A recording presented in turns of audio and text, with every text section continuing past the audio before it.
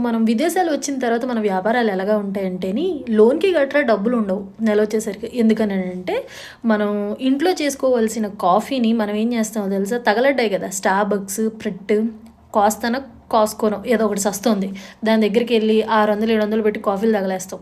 అదే డబ్బులకి శుభ్రంగా ఒక 2 లీటర్ల డబ్బా, ఇంకొకటి కాఫీ పౌడర్, ఇంకొకటి ఏమిటి చక్కెర ప్యాకెట్ నెల సరిపడా వస్తాయి. వాటితో ఒక్క 2 నిమిషాలు కూర్చొని చేసుకోగలుగుతావా అనంటే చేసుకునే ఓపిక నీకుండదు.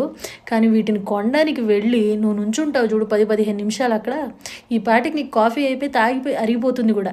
అయినా నువ్వు వెళ్ళి అక్కడే డబ్బులు తగలేస్తావు. ఇంకా నీ మొహమట లోన్లకు డబ్బులు కట్టేది, యూకేలో ఉండి సంపాదించి ఇంటికి పంపించేది. ఇది నాకు కూడా వర్తిస్తుంది. అందుకని నన్ను తిట్టుకోలేక ఫ్రస్ట్రేటెడ్గా నాకులాగా చేసిన ప్రతి ఒక్కరిని తిట్టి బుద్ధి జ్ఞానంని దయచేద్దామని అనుకుంటాను. అంతే. ఇంకనైనా మార్చేస్తే కాస్త బాగుంటుంది. ఆదాయం దబ్బిడి ఆదాయం లేదు, క్షణం